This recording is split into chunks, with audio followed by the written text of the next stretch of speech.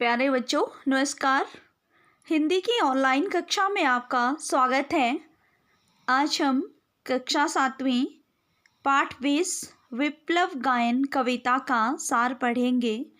विप्लव गायन मतलब विद्रोह गीत। विप्लव होता है विद्रोह बच्चों, क्रांति, ठीक है। तो ये बालकृष्ण शर्मा नवीन द्वारा रचित है कविता। सर्वप्रथम हम इन्हीं के विषय में जान लेते हैं, कवि के विषय में। तो चले, बालकृष्ण शर्मा नवीन का जीवन परिचय। कवि बालकृष्ण शर्मा नवीन का जन्म 8 दिसंबर सन 1897 को मध्य प्रदेश राज्य के ग्वालियर शहर के भयाना नामक गांव में हुआ। वे एक महान लेखक होने के साथ ही अच्छे पत्रकार और राजनेता भी थे। वे सन 1952 से लेकर अपनी अंतिम घड़ियों तक संसद के सदस्य रहे। बच्चों, इनकी प्रमुख रचनाएं रश्मि रेखा, उर्मिला, कुमकुम, अपलक आदि हैं। साहित्य और शिक्षा के क्षेत्र में उनके अतुलनीय योगदान के लिए उन्हें सन 1960 में पद्म भूषण पुरस्कार से सम्मानित किया गया। तो बच्चों, ये था कवि का संक्षिप्त परिचय। अब कविता पढ़ लेते हैं। विप्लव गायन। कवि कुछ ऐसी तान सुनाओ। कवि खुद को ही संबोधित कर रहे हैं बच्चों। जिससे उथल पुथल मच जाए, हलचल मच जाए। मतलब एक हिलोर इधर से आए, एक हिलोर उधर से आए। सावधान, मेरी वीणा में चिनगारियां आन बैठी हैं। टूटी हैं मिजराबें, अंगुलियां दोनों मेरी ऐंठी हैं। ऐंठना होता है जो अकड़ जाना, ठीक है। कंठ रुका है महानाश का, मार्क गीत रुद्ध होता है। आग लगेगी क्षण में, हृतल में अब क्षुब्ध युद्ध होता है। झाड़ और झंखाड़ दग्ध हैं, इस ज्वलंत गायन के स्वर से। रुद्ध गीत की क्रुद्ध तान है, निकली मेरे अंतरतर से। झाड़ होता है झाड़ियाँ, झंखाड़ मतलब पत्तों से रहित वृक्ष या पेड़ पौधे, छोटे छोटे झाड़ झंखाड़, उन्हीं को कहते हैं बच्चों। कण कण में है व्याप्त वही स्वर, रोम रोम गाता है वह ध्वनि। वही तान गाती रहती है, कालकूट फणी की चिंतामणि।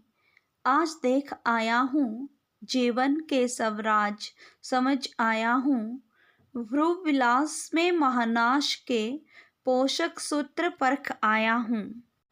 व्याप्त होता है बच्चों विद्यमान, कालकूट भयंकरतम जहर, फणी नाग, राज रहस्य, भ्रू भ्रिकुटियाँ, पोषक सूत्र पालन करने वाले आधार, परख मतलब जांच।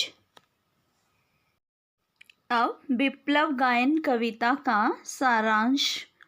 कवि बालकृष्ण शर्मा नवीन ने अपनी इस कविता में लोगों से सामाजिक बुराइयों और पाखंडों की जंजीरें तोड़कर प्रगति के मार्ग पर बढ़ने का आह्वान किया है। आह्वान होता है बच्चों पुकारना या बुलाना। वो कहते हैं कि अब तुम शांति के गीत गाना छोड़ो और क्रांति की तान सुनाओ, ताकि बुराइयों और बुरे लोगों में हलचल मच जाए। कवि ने इस कविता के जरिए समाज को एक महान बदलाव करने का संदेश दिया है। कवि मानते हैं कि पुराने कुविचारों और पाखंडों का अंत करके ही हम एक नए और स्वच्छ समाज की नींव रख पाएंगे। इसलिए कवि ने विप्लव गायन कविता के माध्यम से हम सभी से एक क्रांति लाने का अनुरोध किया है, ताकि एक बेहतर समाज बनाया जा सके। यह कविता जड़ता के विरुद्ध विकास और गतिशीलता की कविता है। कवि की मधुर गीत के स्वर प्राप्त करने वाली वीणा पर चिंगारियां आन बैठी हैं। वीणा बजाने वाली मिज़रावें टूट गई हैं, उंगलियां अकड़ सी गई हैं और अब उसमें ऐसा स्वर उत्पन्न होगा जिससे हर हृदय में आग सी लग जाएगी।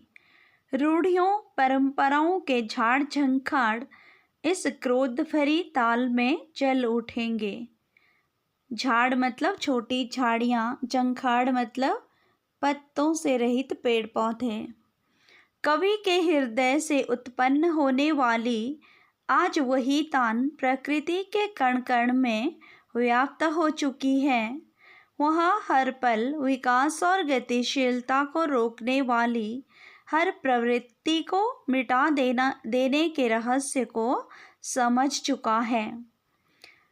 वह जड़ता को मिटाकर नया जीवन आरंभ करना चाहता है जो सबके लिए कल्याणकारी हो। कभी कभी परिवर्तन के लिए क्रांति भी करनी पड़ती है बच्चों, समाज में अपने विचारों के माध्यम से। कवि ने वही किया है। वो युवाओं को जगाने का आह्वान कर रहे हैं कि अब हमें क्या करना है, पुरानी कुरीतियों और परंपराओं को नष्ट कर देना है, ठीक है, और बदलाव लाना है समाज में। तो बच्चों, यह था कविता का सारांश जो आपको अच्छे से समझ आ गया होगा। यदि कोई समस्या आती है तो कमेंट के माध्यम से ज़रूर पूछना है, मैं आपकी हर समस्या का हल करूँगी, ठीक है बच्चों। अब हम गृह कार्य देख लेते हैं। पहला प्रश्न है, कठिन शब्दों के अर्थ लिखें। जो भी मैंने कठिन शब्द आपको समझाए हैं उनके आपने अर्थ लिखने हैं। और प्रश्न नंबर 2 है, कविता का सारांश लिखिए। कविता का सार लिखना भी है और साथ ही साथ याद भी करना है। प्रश्न नंबर 3 है, कवि और कविता का क्या नाम है। तो बच्चों, आप मेरे सामने होते तो ज़रूर इन प्रश्नों के उत्तर देते, क्योंकि मैंने आपको अभी अभी ये समझाया है सब, ठीक है। कविता का नाम है विप्लव गायन और कवि कौन है, बाल कृष्ण शर्मा नवीन। ये जो गृह कार्य आपको दिया जाता है ये आपने लिखना भी है और साथ ही साथ याद भी करना है। लिखने के पश्चात व्हाट्सएप के माध्यम से अपने हिंदी के शिक्षक या शिक्षिका को ज़रूर भेजना है बच्चों। तो आज के लिए इतना ही। कल हम कविता की व्याख्या पढ़ेंगे। तब तक के लिए जय हिंद, जय भारत, धन्यवाद।